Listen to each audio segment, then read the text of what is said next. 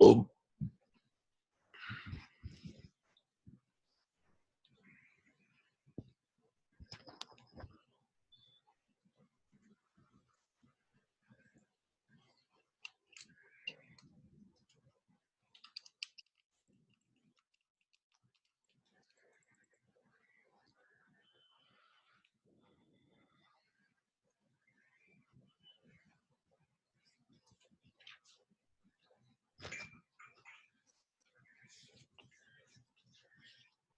All stations, Mumbai Control, how do you read?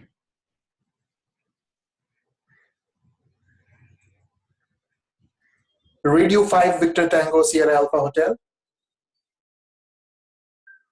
Radio 5 Victor Tango Alpha November Sierra.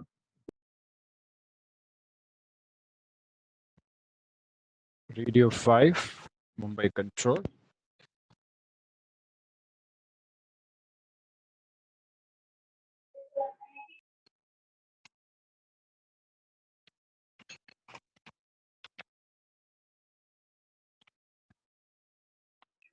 Mumbai Control, Victor Tango Sierra Alpha Mike, how do you read?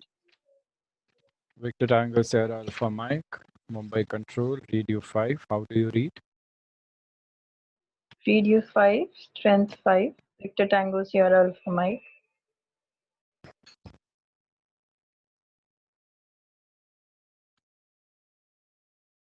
Okay, guys, good evening.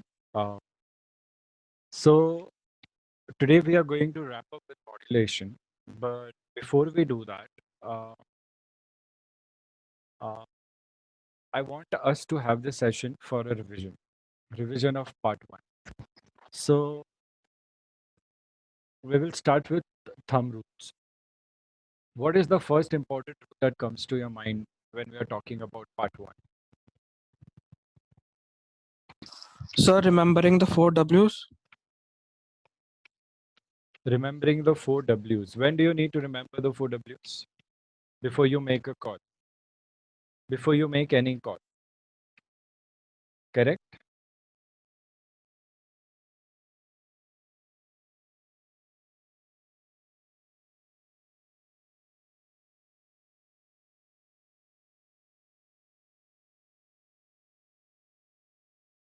What about others? I want everybody to share.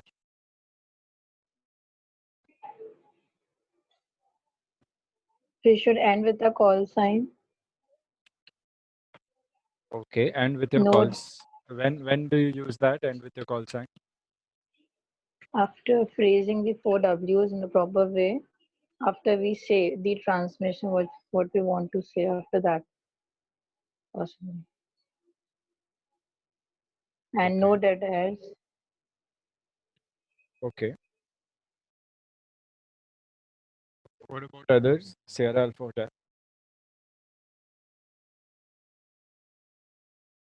Sir, same thoughts. In regards to the part 1, we have to be very careful about the 4 W's, and then not all the time, not on all the calls. So we will end it with our call sign.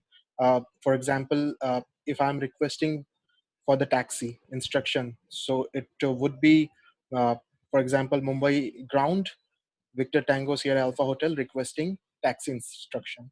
So there are certain calls wherein we will not be ending up it with the call sign, but yes, primarily we will begin with the 4 W's, taking care of those 4 W's to begin with.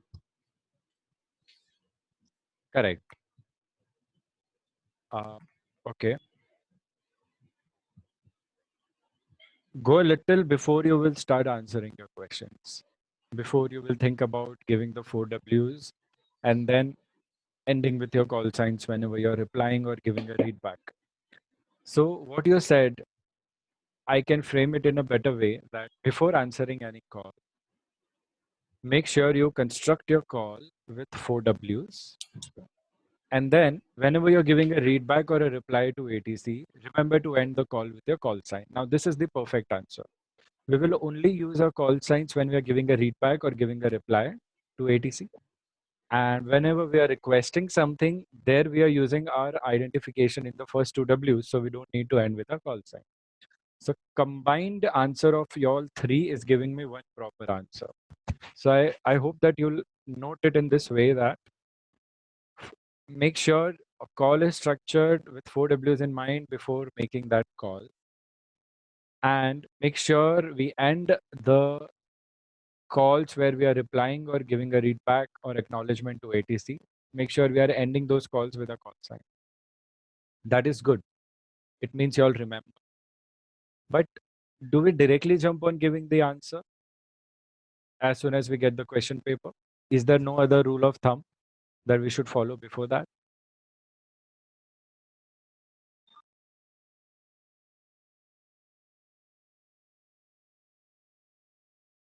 Everybody should go and unmute the moment I stop talking so that you can share discussions. Phrasing the answer in your mind. Very good. So before you give a call, make sure you construct it in your mind so that why do we do it? Mhm. Why do we do it? To minimize any possible For mistakes that could happen. errors. Yeah, we can spot our Mhm. errors that could happen out of urgency or nervousness or pressure. Good. That goes true for every call. That is true for every call. First, make it in your mind, cross check, and then give your answer. Good.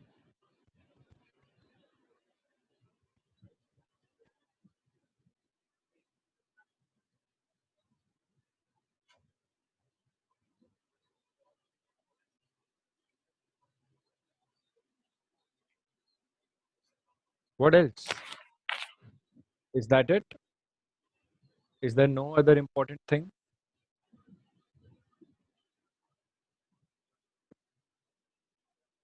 What about the part called reading the flight plan?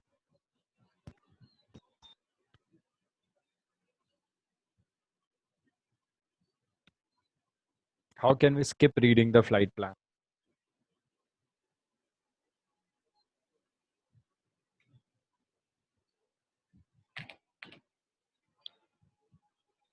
Sir, we cannot skip the the flight plan at all, because that is the kind of the main body of the uh, examination. So whatever the question we will get, we need to answer it within the flight plan by With seeing the respect to flight the plan. flight plan, yes. What are your views, Victor Tango Alpha November Sierra? Affirm. Like any answer we have to obviously answer with accordance to the flight plan. Otherwise, it may or may not make sense. Like even for example, when we give startup call, we have to take a lot of information from the flight plan. For example, uh, uh, the flight number or the registration, The any aircraft identification. prior aircraft identification. And then The aircraft has to start up priority. It would be in a function section flight plan. So we get all the yeah. important data for your flight in the flight plan. Important data as in the location designators for your departure aerodrome and arrival aerodrome. Then the name of your alternate aerodrome. Then the route with which you are flying, one of the most important things to keep in attention when you're taking the call. Then your aircraft type, wake turbulence, flight rules, so important. Then aircraft identification, which will tell you about your airline. Your flight level, the time of departure, what kind of operator is it, whether it's scheduled or not scheduled or general. And then we have the most important section called other information, where we could have more details about the flight, whether we are carrying hazardous material or we have uh, VIP on board or some medical equipment on board that requires to be transferred immediately, for which will require priority handling during departure and landing. So all these play a key role, important role in your exam. And if your flight plan is out of the ordinary, like it has something in the other information, then somewhere in the exam questions, you will have to take that into consideration. So we cannot just let go. So the first rule of thumb is to read the flight plan, which is the top part of your question paper. Second most important thing is to trace the route on the chart. by finding the appropriate chart if it is not directly given. So read the flight plan, trace the route on the chart. This is what we need to practice again and again so that we can get done with this information within not five, correction, within 1.5 minutes or so, not more than that. Students who don't read the flight plan, they make a disaster in the exam because they're calling the wrong authority, they're not reading properly the other information, and they're missing key points. And then the third most important thing would be to go through the instructions, see if there are any new instructions mentioned. So approximately 1.5 to 2 minutes is what you need to give by yourself, reading the question paper, the flight plan in the question paper, basically, tracing the route on the map, reading the instructions, then reading question number 1 and see whether question number 1 is divided into alpha and bravo. Then quickly see question number 2 and see whether there is any continuity between question number 1 and question number 2. You need to keep in mind that there will be continuity.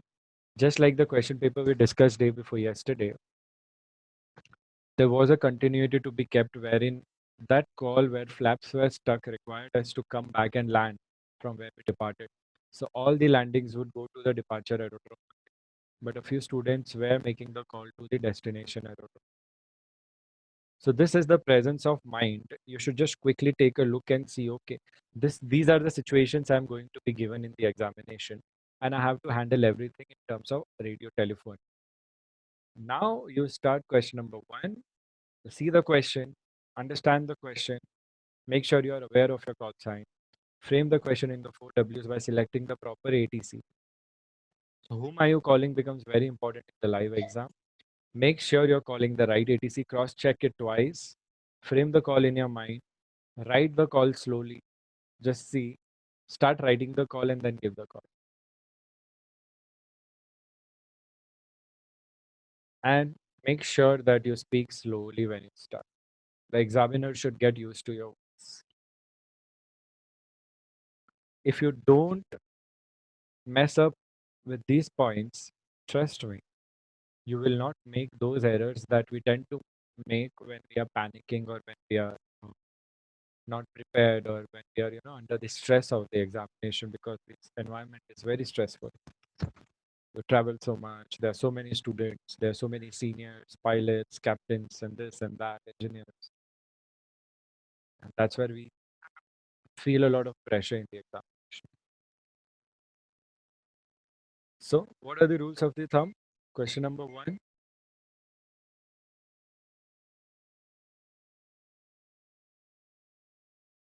read flight plan. Point number 1, read flight plan thoroughly. Point number 2, trace Trace your route. route on chart thoroughly. 3, read instructions. 4th, study question paper continuity.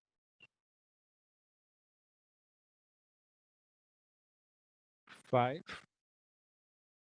question number 1 to be framed first in head to notice errors, then transmitted slowly.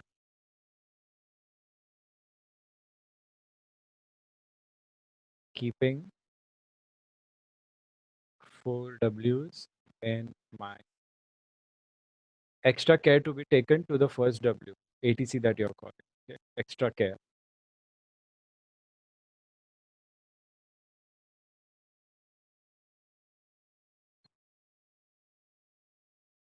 6, replies and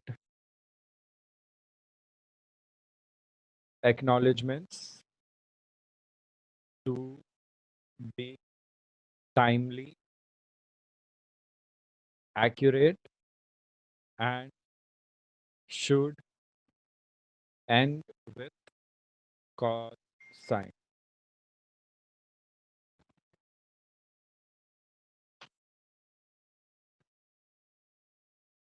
Remember, the main mistakes happen in question number 1. We don't want to make those mistakes.